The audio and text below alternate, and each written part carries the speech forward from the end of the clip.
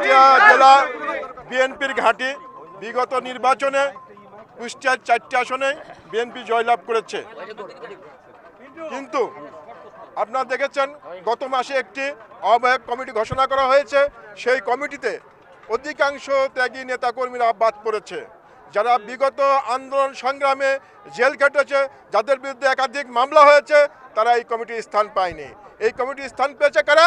যারা আওয়ামী লীগের সাথে বিগত দিনে ব্যবসা বাণিজ্য করেছে, তারা আওয়ামী লীগের সাথে দালালি করেছে, তারাই কিন্তু এই কমিটিতে স্থান পেয়েছে।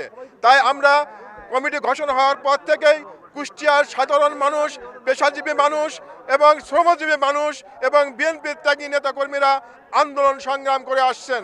আমরা মাননীয় ভারপ্রাপ্ত চেয়ারম্যান, বিএনপির চেয়ারম্যানকে আমরা অনুরোধ করব এই কমিটি অবিলম্বে বাতিল করে পুনরায় নতুন আহ্বায়ক কমিটি ঘোষণা করা হোক। অন্যথায় আমরা এর চাইতে বৃহত্তর আন্দোলন গড়ে তুলব।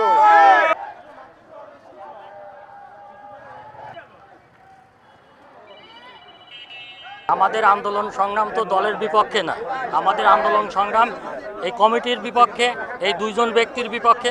যেহেতু তারা একটা অবৈধ কমিটি নিজেরা তৈরি করছে, দুইজন কমিটি সেন্ট্রাল থেকে দেশে পরে যে কমিটি সাজানো হয়েছে, এই কমিটিতে ত্যাগীদের বঞ্চিত করা হয়েছে। এই কারণে নির্বাচনে কোনো প্রভাব এটাই পড়বে না। ধানের শীষ প্রতীক যে পাবে আমরা সবাই তার পক্ষে আমরা ভোট করবো ইনশাল্লাহ।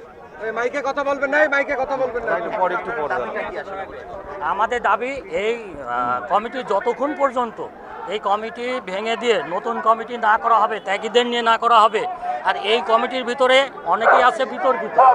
এই যে উপভাই যেটা বলো, যুগ্ম সম্পাদক যাদেরকে করা হয়েছে, যুগ্ম আহ্বায়ক যাদেরকে করা হয়েছে, তাদের খোঁজ খবর নেন, কুমারখালী নেন, দৌলতপুর নেন, ভেড়ামারা নেন, যাদেরকেই করা হয়েছে তাদের কুষ্টিয়া নেন, সবার ব্যাপারেই কিছু না কিছু নেগেটিভই আছে। আমার কথা যে এই কমিটিকে বাতিল করে নতুন একটা সুন্দর, সবাইকে নিয়ে অনুরোধ আমাদের কাছে, সেন্ট্রালের কাছে, আমাদের ভারপ্রাপ্ত নেতার কাছে, যে ত্যাগী পরীক্ষিত নেতাকর্মীদের নিয়ে একটা সুন্দর একটা কমিটি উপহার দিলে আগামীতে যেহেতু নির্বাচন আছে, আন্দোলন সংগ্রামও হইতে পারে, এইগুলোতে তাহলে সবাই মিলেমিশে আমরা এক হয়ে কাজ করতে পারবো।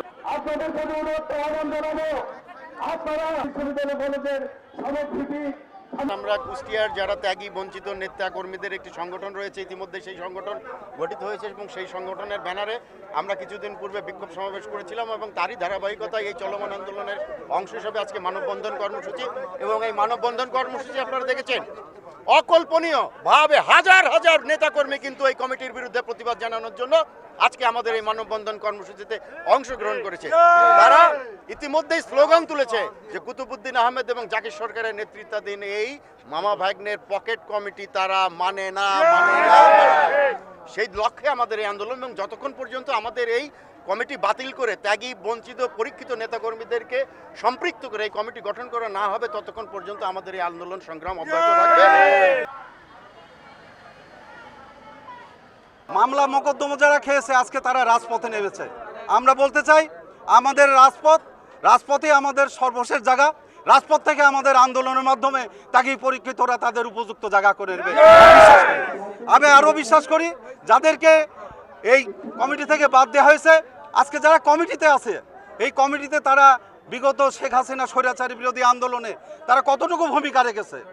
আজকে গত 28 তারিখে শেখ হাসিনা স্বৈরাচার ঢাকাতে যেভাবে আমাদের উপর নির্যাতন নিপীড়ন করলো, বারবার আমাদেরকে টিয়ার সেল বুলেট দিয়ে আমাদেরকে আঘাত করেছে, সেখানে আমরা নির্যাতিত হয়েছি। কিন্তু আজকে যাদেরকে এই কমিটিতে আনা হয়েছে, হয়তো একজন ছিলেন কিন্তু আর একজন ছিলেন না, আমি তার নাম বলতে চাই না। বলতে চাই আন্দোলন সংগ্রামে আপনারা না থেকে এই কমিটিতে থেকে যে খবরদারি করছেন, এই খবরদারি আমরা মেনে নিতে পারি না। নেতৃবৃন্দ, আমরা আজকে বারবার মামলা হয়েছে, নির্যাতিত হয়েছি, জেলে গিয়েছি, পুলিশে নির্যাতিত হয়েছে, আজকে তাদেরকেই অবমূল্যায়ন করা হয়েছে। আমরা বলতে চাই বর্তমান কমিটিতে যারা অবস্থান করছেন, আমাদের নেতা তারেক রহমান, বেগম খালেদা জিয়া, শহীদ প্রেসিডেন্ট জিয়া রহমান, তাদের প্রতি আমাদের শ্রদ্ধা ভালোবাসা রেখেই বলছি যে বর্তমানে যে কমিটি করা হয়েছে কুষ্টিয়া জেলা বিএনপি ঐক্যবদ্ধ করা হয় নাই। আমরা চাই ঐক্যবদ্ধ একটি কমিটি হোক, যাতে আগামী দিনে যে জাতীয় সংসদ নির্বাচন আসছে, সেই নির্বাচনে আমরা বিএনপি সহ ধানের শীষ প্রতীক নিয়ে যেই প্রার্থী আসুক, আমাদের দলের সাথে কোনো বিরোধ নেই, আমাদের সাথে ব্যক্তি বিরোধ আছে, কিন্তু দলের সাথে আমাদের কোনো বিরোধ নাই। ধানের শীষ প্রতীক নিয়ে যারা আসবে তার জন্য আমরা সর্বোচ্চভাবে কাজ করব এবং বিগত দিনে জানেন আপনারা 4টি আসনে বিএনপি ধানের শীষ মনোনীত প্রার্থী জয়যুক্ত হয়েছে এবং ভোটে নির্বাচিত হয়ে জনগণের ভোটে নির্বাচিত হয়েছে। আমরা মনে করি আগামীতে আমরা নির্বাচিত হব। কুষ্টিয়া বিএনপির ঘাঁটি বলে পরিচিত এবং এই জেলায় বিএনপি শক্তিশালী এবং এই বিএনপিকে ধ্বংস করার জন্য একটি কমিটি দিয়েছে।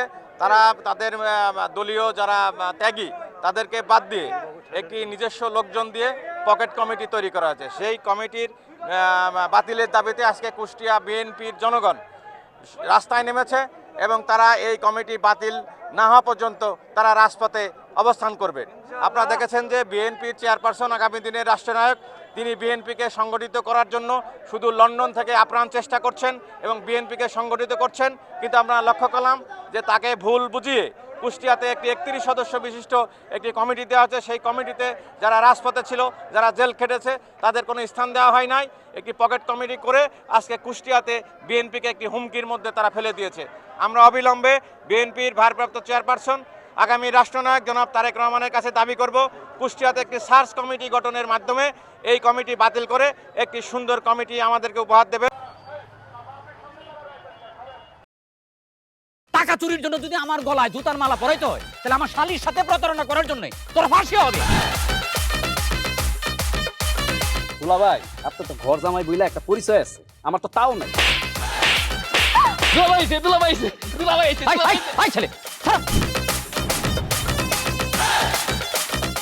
রাজনৈতিক ফ্যামিলির মেয়ে হয়ে ওই কাজ করবে।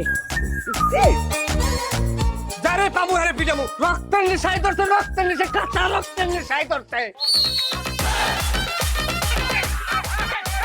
তোমার এই পলিটিক্স আমার বাম পকেটে থাকে। পাকুদের বউরে ঝামেলা পাকাই। এই বেটাই, আমি তখন বিয়ে করিনি। দুইটার আমি গুলি করে মারু। মাসুদরা কোনোদিন ভালো হয় না। আপনার পোশাক আশাক দেখে কিন্তু আপনার তালুকদার বংশের লোক মনে হয় না আব্বা, আপনার মনে হয় যে আপনি ফকির বংশের লোক।